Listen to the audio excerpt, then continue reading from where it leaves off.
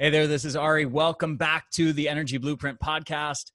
Before we get into today's episode, I have an incredibly important announcement that I am so excited to tell you guys about. Okay, so first of all, you already know about Energenesis. I am sure at this point you've heard me talk about it. This is the most cutting edge mitochondrial enhancement supplement, really energy supplement on the market. This is about long-term energy. It's about real energy. It's about building up genuine cellular energy in your body, building up your own body's capacity to produce energy at the cellular level. Okay, that's what this is about. Hopefully you're already taking it. It's amazing. If you're not already taking it, get on it. I have now added an additional supplement to the product line, and it is called Ultra Brain, and it is amazing.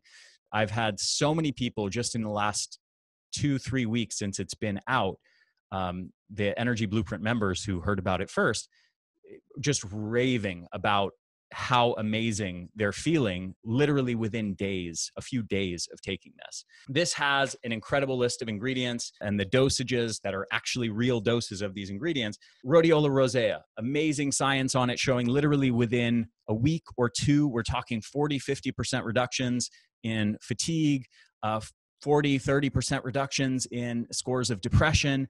Lion's mane mushroom, 30-40% reductions in depression and anxiety. There's research to back that up.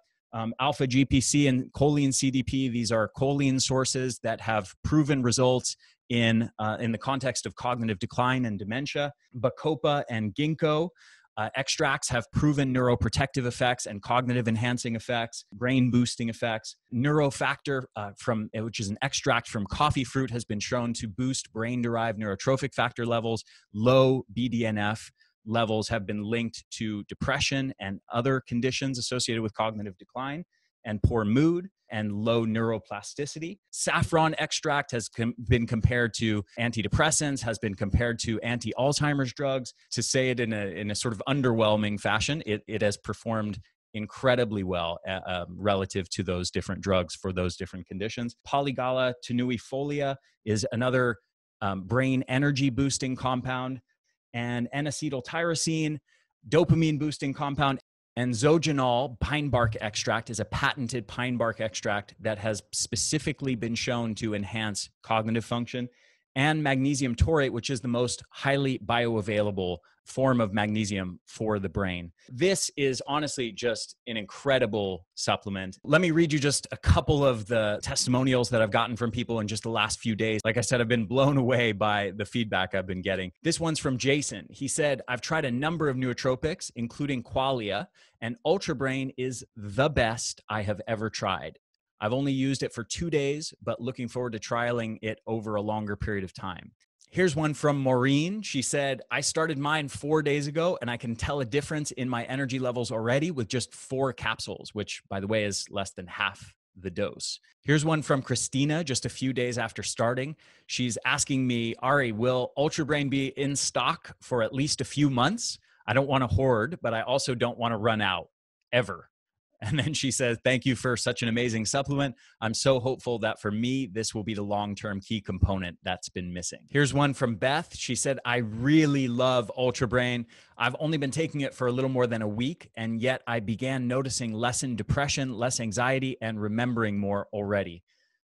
Thank you so much for offering this product. So I've gotten so many more messages like this. Really, people are noticing profound effects in just a matter of days. So this is the real deal, folks. This is a brain supplement that I really believe is pretty much the best on the market, especially when it comes to mood support for combating depression and anxiety.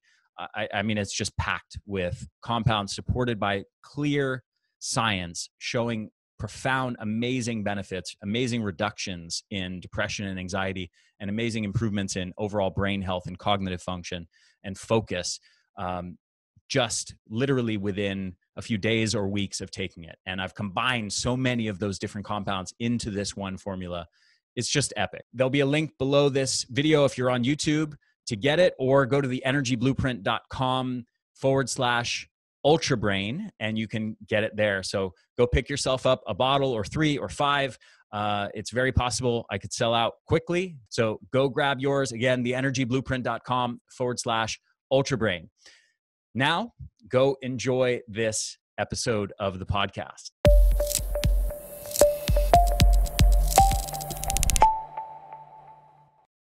Hey there, welcome back to the Energy Blueprint Podcast. I'm your host, Ari Whitten. With me now is my good friend, Dr. Pedram Shojai, who I've had on the podcast, I think twice now, and also had a great recent summit interview with him.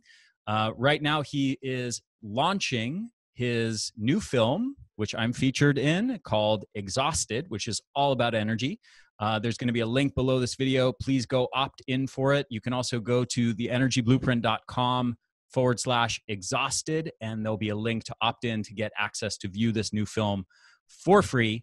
It is just available for viewing for free in the month of August. I think Pedram, the August 24th or something? 18th for about 10 days. Okay, beautiful. And let me read you a little bit about him. He is, and this is my favorite bio of all time. Dr. Pedram Shojai is a man with many titles. He's the founder of well.org. He is the New York Times bestselling author of The Urban Monk, Rise and Shine, The Art of Stopping Time, and Inner Alchemy.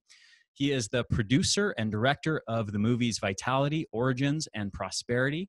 He's also produced several documentary series like Interconnected, Gateway to Health, and Exhausted, which I just mentioned.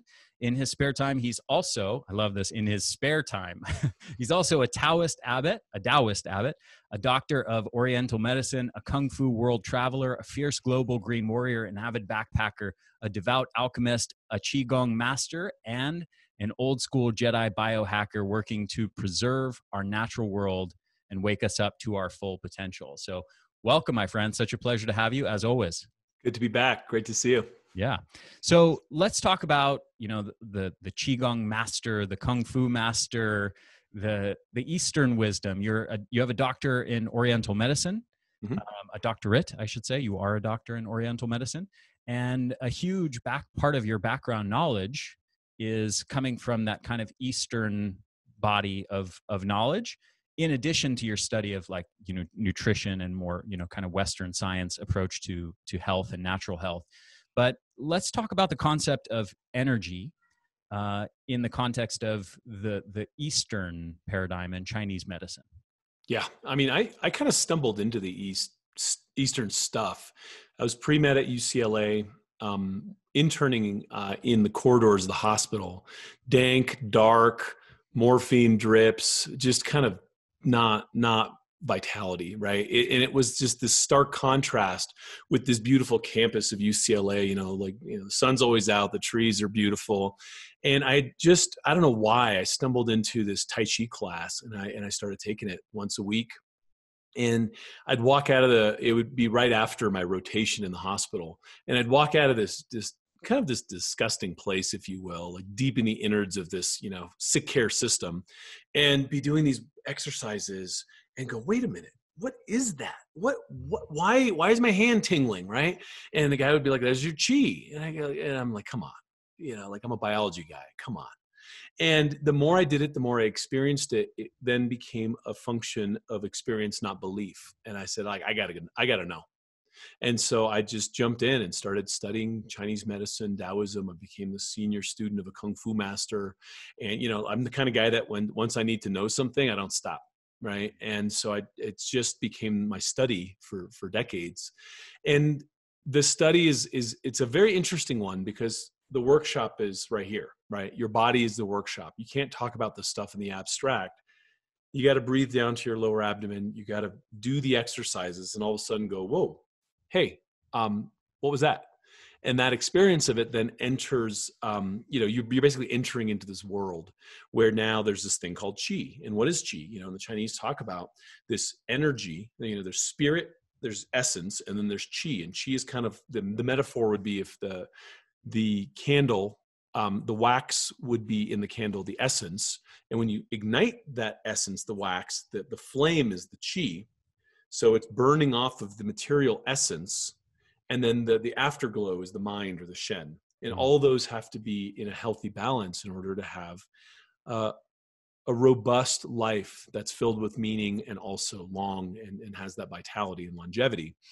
And so The way qi comes is by burning food, mixing it with air, activating it with essence, and then either sending it to the nutritive side, which is, basically what I call, the books, the libraries, the hospitals, repairing the roads, and then the defense side, which is the border patrol and the army. And you have, these basic functions of protection and nourishment, which the chi has to be able to allocate effectively towards so that you're healthy.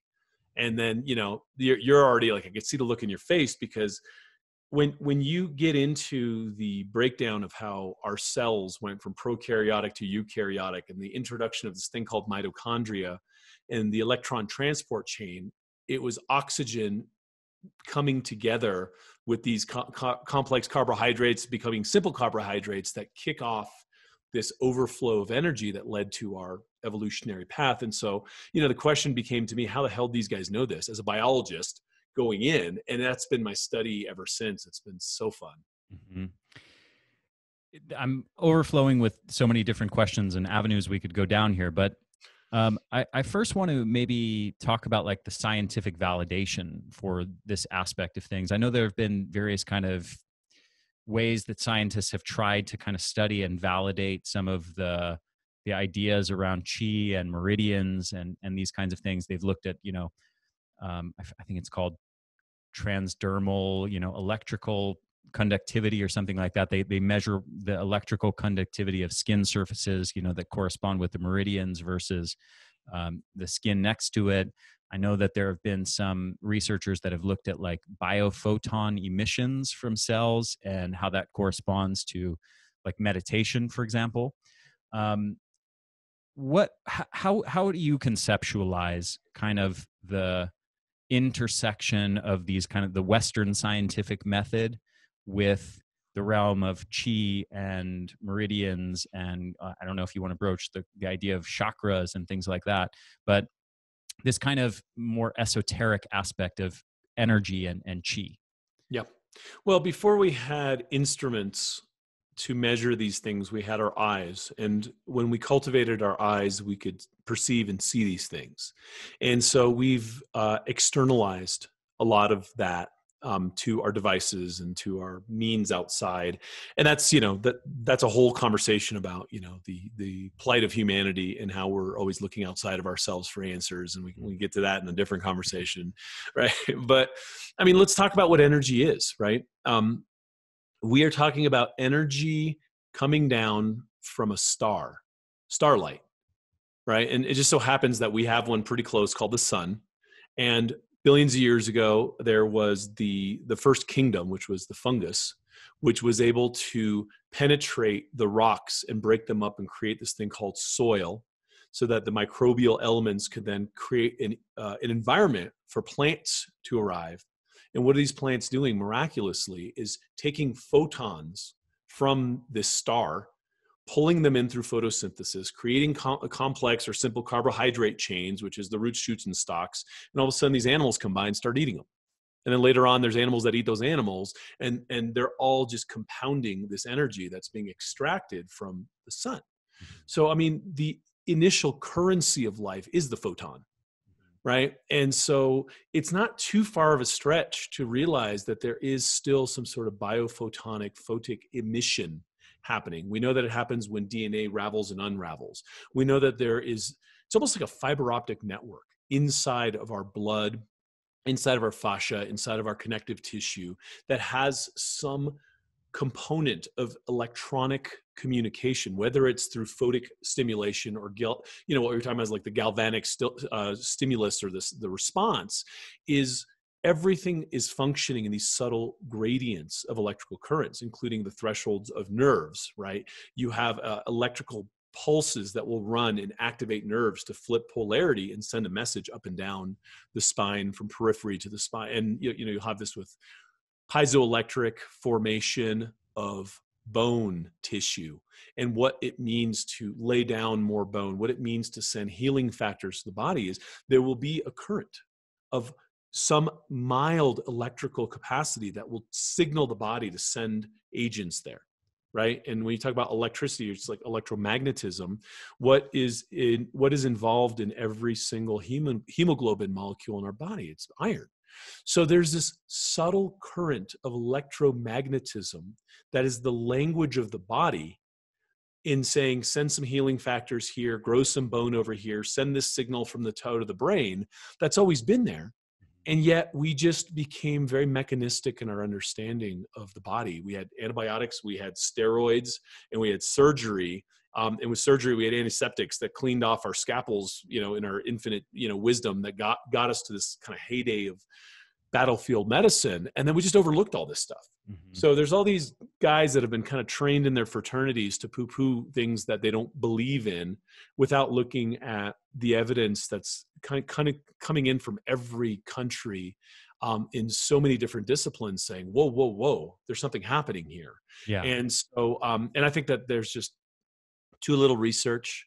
I mean, I started a brain lab, 15 years ago to look at, EEG stimulation of the brain with meditators. And we had very definitive data showing what was happening at the prefrontal cortex with people just chilling out for a minute.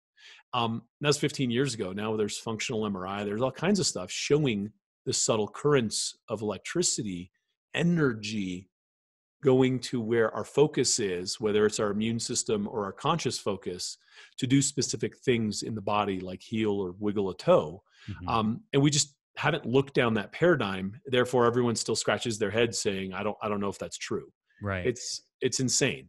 It feels to me almost like the proverbial sort of blind man and the elephant scenario, where Western science is kind of trying to feel, that they're kind of blind as to the big picture of things, but they're kind of trying to feel some of this stuff and trying to do their best to measure some of the stuff that Chinese medicine is talking about with qi and what the Eastern traditions talk about with chakras and meridians and all these kind of things.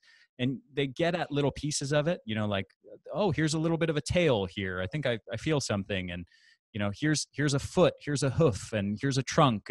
But we're still don't really understand the big picture. There isn't a really great connection between Western science and understanding all of that sort of what seems to be sort of mystical stuff in the Eastern traditions. Yet there's also this body of evidence that's probably more practically meaningful about, like, does doing qigong or does doing yoga or like pranayama breathing exercises, does that have benefits? And then there's this large body of evidence showing very clearly, yes, it clearly does have health benefits. And it's sort of the unseen mystical stuff that's, as to why those things have benefits, that's still in question and sort of debated, with, the Eastern traditions explaining it one way and the Western traditions are trying to say, well, maybe it's because of, the breathing's bringing oxygenation in, or, it's interesting how they explain it in different terms, but it's unquestionable that it has benefits. You know what I mean? Yeah. And the challenge is there's a word around it that I've really kind of gotten comfortable understanding. It's the word shame. I've been around a lot of these people, and I can't tell you how abusive they are to each other. They will browbeat you if you step out of line. They'll be like, Yeah. What are you doing? Are you going to ruin your career doing all Right. that like woo-woo stuff? And you're like, dude, there's a body of evidence saying it works, but I'm not allowed to look at it. And the institutional shame, and it's a cabal in a lot of ways, where they're just not allowed, even if they're interested in it. I've had a lot of late night discussions. I've gone through, bottles of wine with some of these amazing researchers who won't publicly mention some of the things that they've found to be true, because or that they personally believe. They won't discuss openly.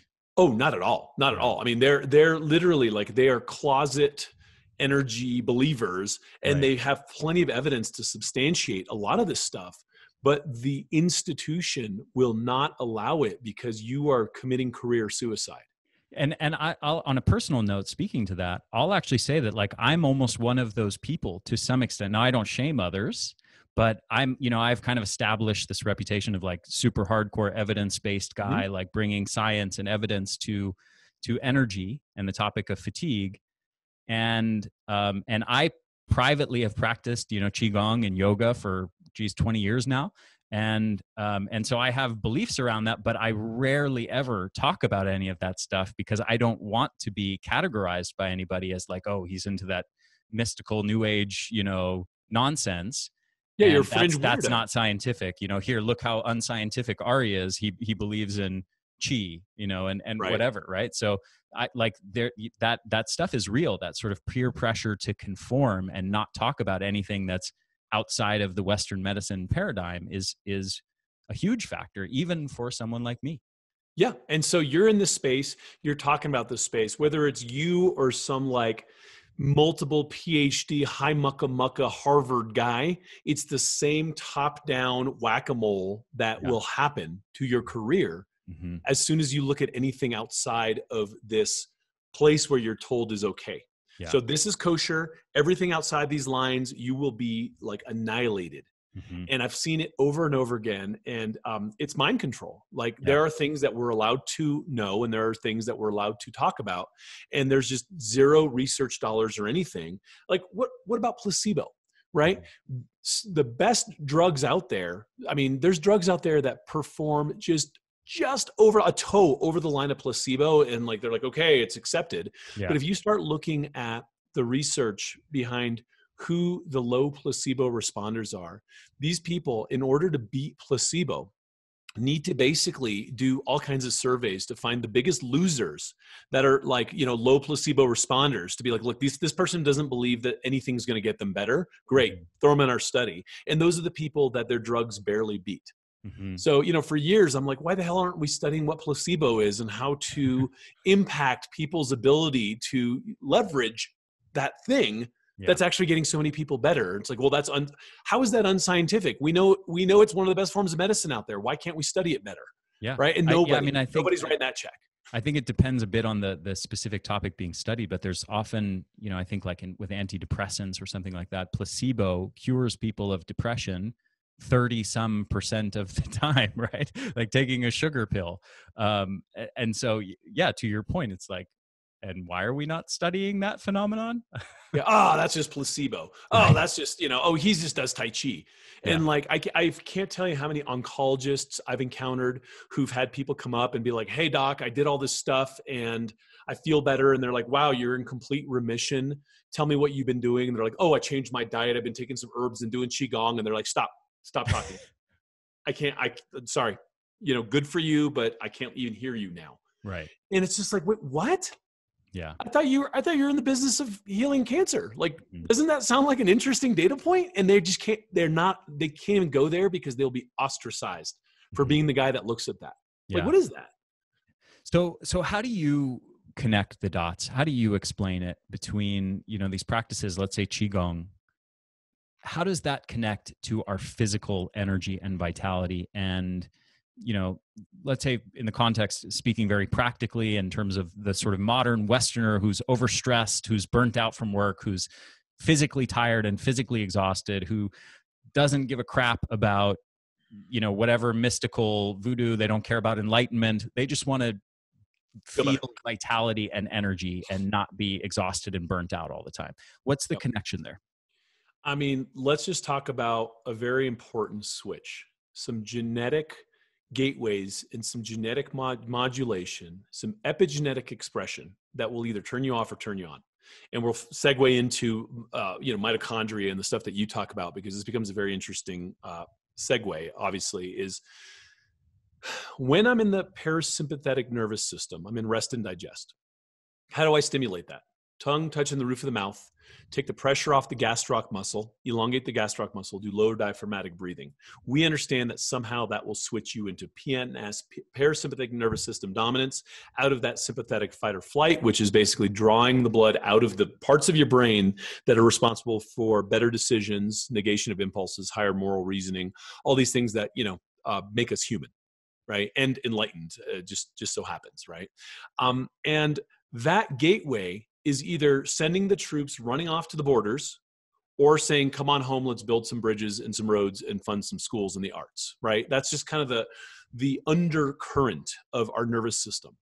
But then we have this stuff that we've learned about. There's a ton of studies coming out on this, on the NF-kappa B and NRF2 gateways, right? Where we know definitively that doing mind-body practices like Qigong and meditation specifically will help suppress the NF-kappa B pathway, which would lead to cytokine synthesis, cytokine storm. Basically, everyone's hearing about cytokines now with, the virus out there, but we're talking about inflammation being the root of all evil in chronic disease. And we have found the holy grail of what will switch off inflammation on a master switch level, which is suppressing this this NF-kappa B gateway. Yet we haven't figured out a way to make a drug out of it. And we have a body of evidence saying, look, but all you need to do is meditate and do some mind-body practice, and you've gotten it. Mm-hmm. You can't bottle that. And so it's just, well, you can't. I mean, they have anti-inflammatory drugs. The problem is downstream. Yeah, the problem is when you fiddle with the downstream effects instead of addressing the underlying root of these things, then you inevitably get what they call side effects. And all of those drugs, basically all drugs, have significant side effects. And the anti-inflammatory drugs, it's kind of interesting, right? If inflammation is this huge factor in driving chronic disease, it would seem like, hey, we have anti-inflammatory drugs. Why not just take the drugs and that gets rid of the inflammation? Boom, problem solved. Except it doesn't work that way because you're addressing downstream symptoms instead of actually addressing the fundamental controls of that inflammation.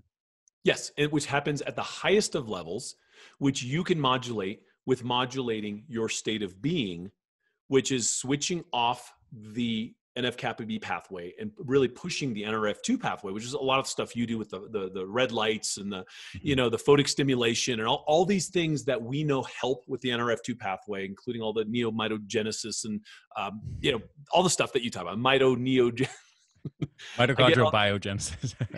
Yeah. And so you read all these studies and you scratch your head going, wait a minute, this is by far some of the most fascinating stuff I have ever seen. And all you need to do is 15 minutes of this exercise a day, yet it doesn't come in a pill. So everyone just looks over that and says, okay, so what can you sell me? Yeah. It's insane. Yeah. Like we've already stumbled on this kind of fountain of youth medicine that has to do with how you can self-regulate. And again, these are energy pathways that you're cultivating. And whatever that is, I don't want to get over my skis and say, wow, we understand how chi does this. We understand that doing these practices that cultivate chi for millennia have kept people healthy and vibrant and, virile and vital and all these things. And now we understand that doing these things trigger these pathways which suppress inflammation and change your relationship with aging and all the things that you talk about with the ARE pathway and all this. We understand that they do it. We haven't quite crossed over in understanding the specific mechanism of how and why. But to me, that is like the gold mine of where all the research should be going because we know it works. Yeah. Right. But that's not where the research is going. That's not where the research dollars are at right now. Yeah. Now, I think the Western mind would have a tendency to interpret the main mechanism as like, oh, it's sort of de-stressing. It's like, there's psychological stress and this would be an activity that is de-stressing. Do you think that is doing justice to it? Do you think that, these activities, the benefits of them can be reduced down to just like, hey, it's kind of decreasing the psychological stress aspect of things? I think that, it's yes, it's a very oversimplified way of talking about it. I just had this with some like media person where we talk about some complex topic and they'd be like, oh, so you mean, organize your life better. And then we'd like move on. I'd be like, you know what? Those little headlines don't really work because people are like, oh yeah, got that next. And their lives are a mess. So let's talk about what de-stressing means, right? Because I think that it trivializes it. They tend to trivialize what de-stressing is. Like you talk about hormetic stressors. Not all stress is created equal. Mm-hmm. So push-ups are good stress unless my labrum in my shoulder is torn or I've overdone it, right? And so what modulates eustress versus this stress is something that happens at a higher level that needs to be modulated by the consciousness and the body saying, no, this is good. We're still growing. Keep going, right? Yeah, that challenge happened at work. I'm going to be a better attorney because of this versus I'm going to have a heart attack today. And so there's this huge area in that realm of what de-stresses us that I think the answers lie in that aren't being looked at and are being trivialized in a way that really takes our consciousness, our ability to be cognitively involved in our evolutionary path, and all these things that are actually like the juicy parts of humanity out of the equation and being like, oh, well, that's that. We understand that. We Yeah. don't actually, sir. Right. And I think that's where a lot of the conflict is. Yeah. One of the other topics you talk a lot about is energy economics. And I love how you frame this discussion. And it's something that actually influenced me and was kind of an aha moment for me many years ago when I first heard you talk about things this way. I was like, wow, that's a really brilliant way of like discussing this whole thing. So tell everyone about like kind of how you conceptualize energy economics. Sure. I mean, listen, we live in a capitalistic society. You got inputs and you got outputs. And if the demands on your system are greater than the production of energy that you have available to you, you are faced with a choice. You either lay down and take a nap, you rest and recover, or you say, I don't have time for that. Where's my Red Bull? Right? Where's my maca? Where's my whatever? Where's my external input that's going to rob Peter to pay Paul? Borrow from tomorrow to get through today. And so I feel like we live in a culture where deficit spending has become part of like the macroeconomics. It's like, no, don't worry, we'll just print more money, right? That's not physiologically how it works, right? So we can eat more food and crank up our metabolic rate and have access to more energy, but that requires different body comp and different use of the body, as you know. Like, okay, great. If I have a ton of lean muscle with like, healthy, robust mitochondria that are saying, give it to me, great, go get it, right? Eat more food. But most people eat more food and wear it on their waist. So they're storing it and their energy economics are not there because, again, we're back to that switch. They're too stressed out. Their cortisol levels are too high. They don't turn those calories into energy. They don't burn them, and they don't have the opportunity to spend that, right? And it's worth, if you don't mind me interjecting for a second, it's worth mentioning kind of just the simple reality of, kind of going back to this, inflammation is bad, so anti-inflammatories are good. Certain things that seem kind of logical and intuitive don't really play out in reality that way.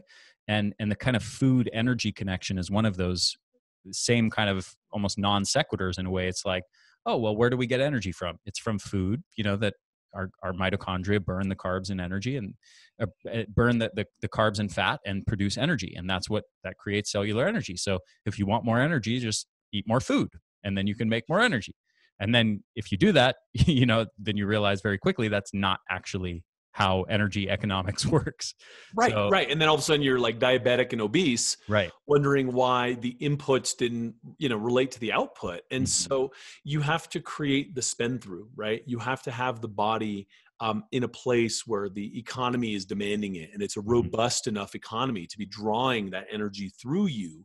And then, you could have an amazing big life, but you have to get your energy economics right. And so for most people, I mean, let's just start with like kind of the abstract stuff, which is like, what are you watering in your life? You got your kid, you got your wife, you got your family life, you want to take care of your health, which I think should be first because that'll feed everything else, right? And you have your career, you have your friends, and most of us just are economically taxed trying to feed little areas here and there, and never be able to have a robust garden where we're just looking at things and saying, you know what? No, I can't go out to drinks with you tonight because I have a project, I have a family, I have this, I have that.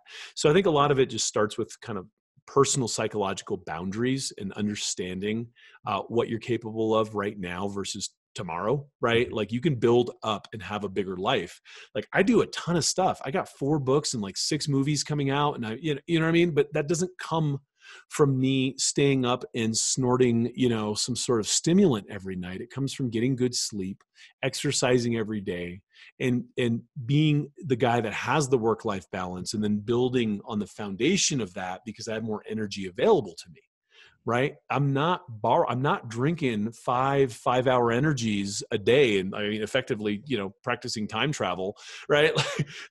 to just borrow it and die early. Right. Yeah. And so there's a lot of elements to this energy economics that, factor into how we live, but also how we move and how we consume calories between the quick energy carbs that are needed sometimes, and then the fat that we can learn to burn. And I mean, that's your study, but it's a big part of this equation. And it's a big part of, like we did this 10-part series on exhaustion. A lot of it is just people overcommitted and not understanding where energy comes from. Some of it is toxicity and mercury and, like toxic load and mitochondria getting sick. And a lot of it is just mismanaged life that then leads to hormone problems, right? So you can talk about energy as the basis of everything. And so I don't have enough energy to get through today.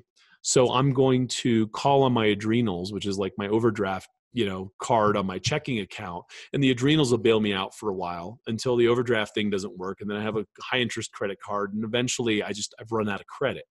And so you'll see this in patients in functional medicine all the time, where it's like, they tax their adrenals for a while, then you'll start to see pressure on their DHEA and their pregnenolone, and then they'll be doing pregnenolone steal because the body still needs hormones. And it's like, I'm just trying to build testosterone and I don't have it. So I'll start borrowing from other hormones downstream. And eventually something's going to give and you're going to have hormonal issues. Man, that might be 5-10 years from when your energy economics were broken and you just pushed through it. Right. And that's what I see it as kind of the baseline of this chronic disease epidemic is you will have an energy depletion and a breakdown of the energy systems 5, 10, 20 years before you will have some major chronic diagnosis that you're like, I don't know how this happened. 100%. Yeah, I think fatigue is the huge red flag that presages, most chronic disease. It's like, yes, that should be a big warning to you that something's wrong in your life. And the problem is in the modern world, so many people have normalized to it. And where it almost totally counterproductively, they almost wear it as a badge of honor. It's like, look how busy I am. Look how sleep deprived I am. I don't have time to sleep because I'm so busy with all my work that, I'll sleep when I'm dead sort of thing, but I got to work now and be productive. And it's like, no, it doesn't actually work like that. It does not play out how you think it plays out. And your approach is really, really bad. So, taking everything you just said, let's say someone who is burnt out, is exhausted right now, is not, is constantly obsessed with work and is overloaded with all the stress of life. How do they get back on track and start to water their life garden in the right way? It's funny as you reminded me of a story. This is back in like 1998. I was on a Montini Island up in Lake Titicaca, and I was with a buddy of mine. Best name for a lake of all time. Totally. Kids love it. my son, when he found out there was a lake called Titicaca, I still haven't heard the end of it. Yeah, I remember that moment when I was a kid too. I was like, are you serious? This is real? This is amazing. How would they do that? Totally. So I'm on this island with this Kiwi, this like kind of, brimmed hat wearing, like cowboy looking Kiwi from, the New Zealand, obviously.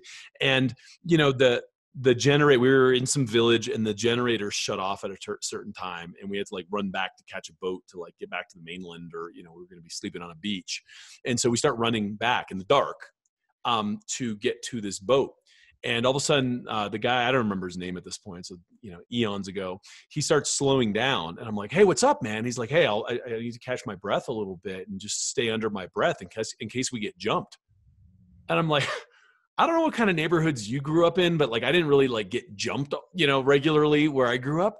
But it was one of those moments where like he was over his breath. And if he got jumped, he was not going to win that fight. Mm-hmm. Right. And it always stuck with me because it was just such like a pure, innocent, like street smart kind of thing. Mm-hmm. And like, how many people do you know in your life that if they got jumped right now by a bug, by a divorce, by something, would be completely on their backs, right? Yeah. Eyes rolled back.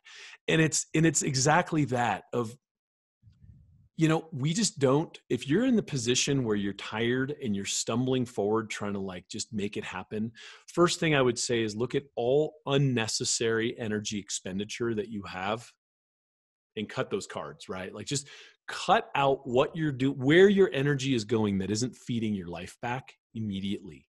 And it might be, binge watching a show. It might be, 2 hours of phone calls that you don't realize you're making every day. Just spilling your breath into dramas and conversations that don't necessarily make the world a better place, let alone nourish you, and save some of that breath for yourself, right? And then start doing little things every single day that actually put a little cash in your pocket energetically. Mm-hmm. Right? Whether it's stretching, I mean, I've had, we did this with like 1,200 corporations back in the day, where I had a timer go off every 25 minutes and they took a 5-minute break to do some push-ups, some squats, stretch, go to the bathroom, drink some water, open up your chest, open up your hip flexors, and then go back to your desk. And at first HR was like freaking out about loss of productivity. And what did productivity do? Vroom. Depression went down, mood went up. Everyone started doing better by taking 5 minutes to just address what their body needed twice an hour. Yeah. Right. These little steps that will, and then what happens is we'll get a little bit more energy and then we'll go squander it somewhere because we're so used to living on the breadline of energy. It's like a poor person winning the lotto. They'll just spend it. Mm-hmm. Right. And learn to be okay having a little bit of excess, staying under your breath, and then start investing that. Like, man, I get it. Like, I actually did this amazing thing yesterday. I did this Raptor racing school. I learned how to like jump and like do all sorts of Baja racing and like off-road stuff. And it was amazing. I was just out there like doing all this high adrenaline off-road racing school all day. And I came home and I was tired. Right? I've been in a car with high adrenaline all day. And I realized my kids. I'll just real quick. It's amazing how much just stress, even in the absence of anything physically demanding, like psychological stress, or even something just psychologically demanding and novel can tax you and exhaust you. I had kind of a similar experience just going to a theme park a few years ago where I was going on these roller coasters. And like just going on roller coasters, like I was exhausted by the afternoon, even though I barely expended any energy aside from like walking around a little bit. But so think about that. So think about the energy economics of that. Is your body is like, wow, this guy's going to go off this cliff right now. Mm-hmm. Right. And it's just, it just puts you into that stress mode, which then compresses like I was inflamed. I was like, wow, my joints are kind of, I was in a truck. Right. Mm-hmm. But all day I was doing this and I came home and my kids were like not having it. They're like, Daddy, let's go. And so you got to find that somewhere and you got to call on that somewhere. But I was over the top when I came home and I was like, you know what? Give Daddy 10 minutes. I literally just did deep diaphragmatic breathing, and just kind of took some fresh air and just stretched and like reset myself. And I was like, okay, let's go. Let's move our bodies. Let's do some stuff. Let's play some tag. But if I hadn't have like stepped in and just popped in the clutch for a second, gotten out of that gear, I would have been like, shut up, go watch a show. You know what I mean? Like there's so many bad parenting decisions that can happen in that moment where you're mm-hmm. empty. Yeah. Right. And I had to catch myself and be like, wow, I really don't feel like these kids are screaming right now. Right. Like I really don't feel like this. And I had to step back in, check on my energy economics, reset my nervous system to be able to like tap into energy that was there, but it was not accessible to me because I was in like closed down mode. Right. I want to add something to that because what you got at there is like, it's small enough and subtle enough for people to just kind of overlook, but it's so critical. This is like what you just said is almost like the crux of having a good life and like quality of life. Like your mood, your baseline energy levels, and kind of whether your cup is full or not is going to dictate, on a moment to moment basis, whether you're like, let's say in reaction to your partner or your kid, whether you are smiley and warm and friendly and playful and want to engage, or whether you are irritable and cranky and like, get away from me, like I'm done, I'm stressed, I'm like, I need to be left alone, stop bothering me, and ultimately it's your life, your whole life is like a collection of those moments.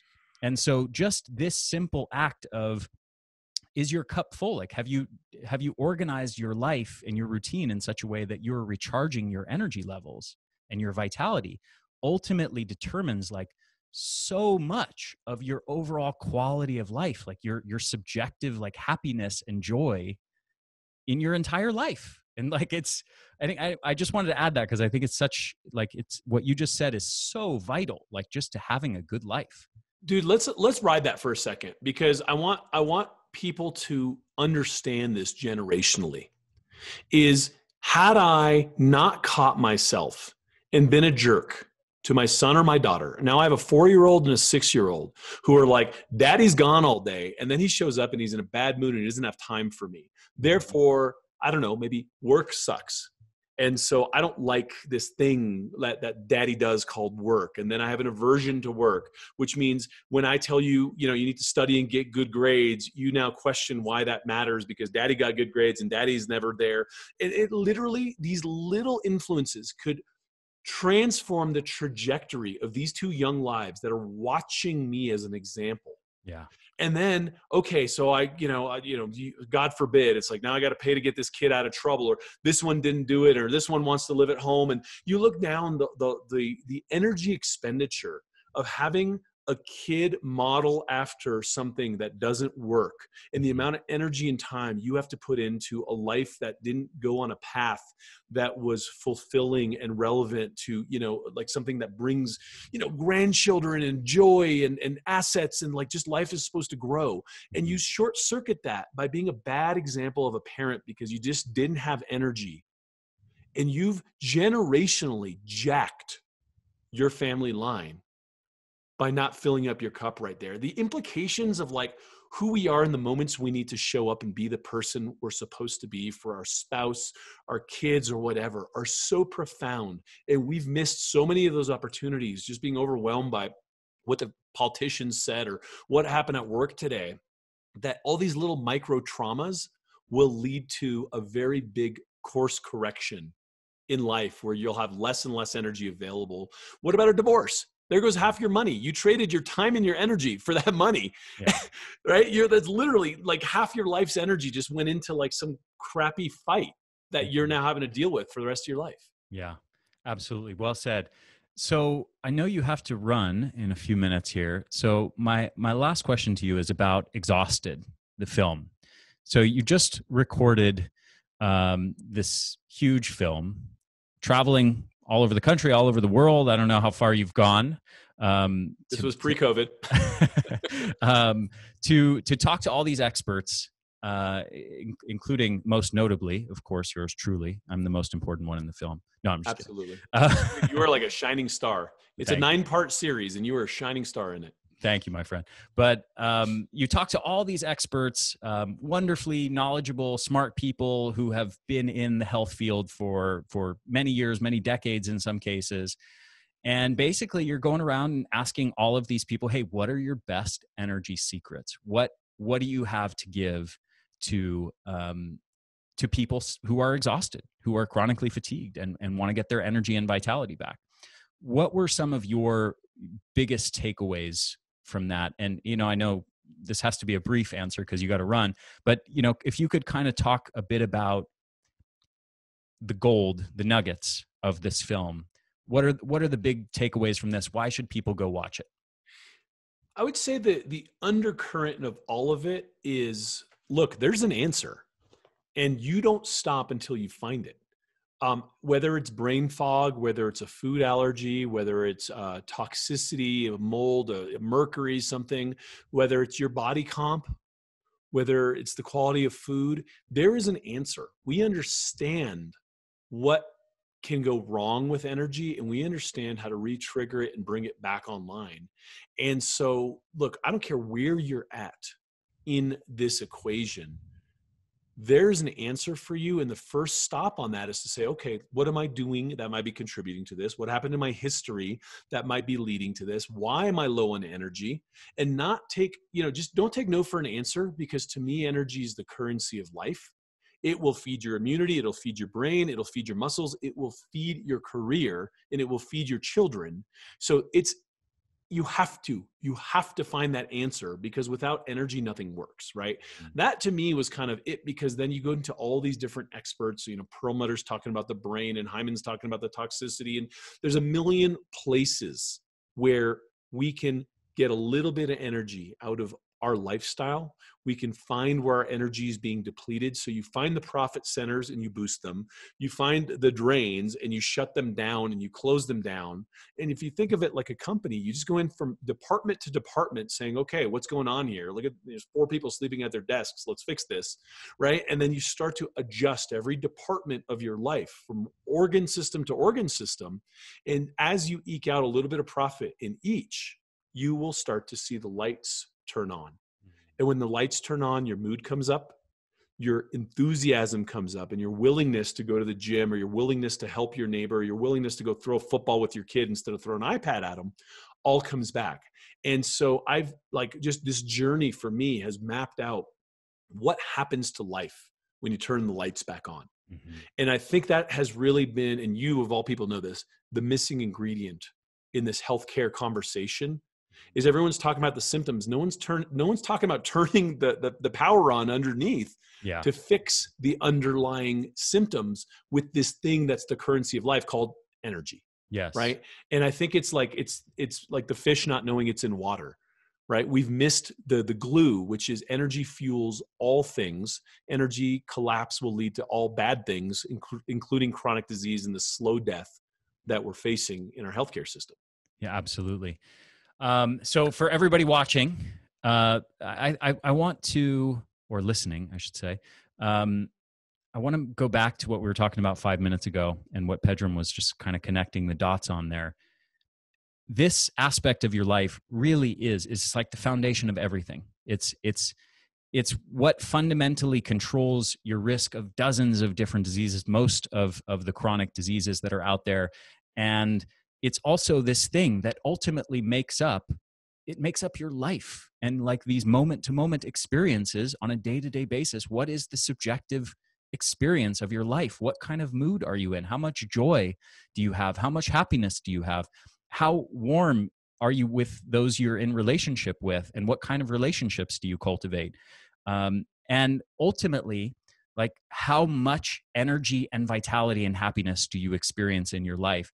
And this is what energy is all about. And the difference between being exhausted and being energetic is massive. This is not something to wear as a badge of honor. If you're chronically overworked and overstressed, this is time to get this area of your life handled.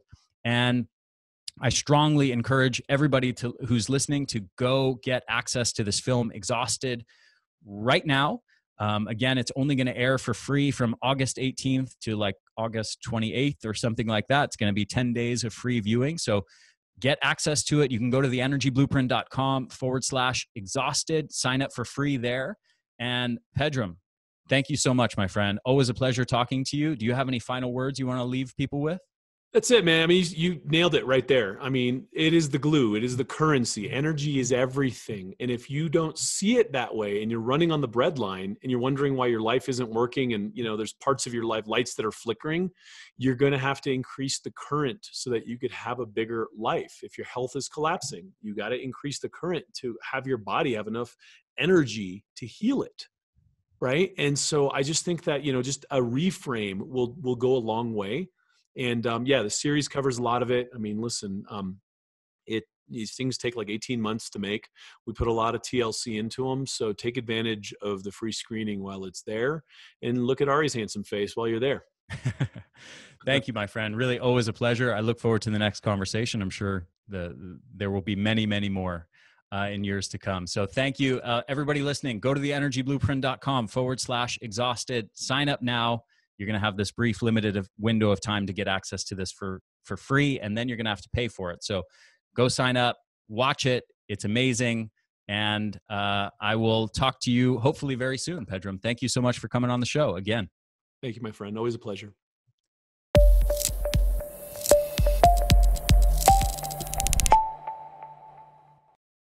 Hey there, this is Ari again. One more quick thing before you go. Just make sure to subscribe to our YouTube channel, The Energy Blueprint, and also make sure to subscribe to this podcast on your favorite podcast platform, whether that's iTunes or Stitcher or anything else. I hope you guys enjoyed this interview, and I will see you again next week.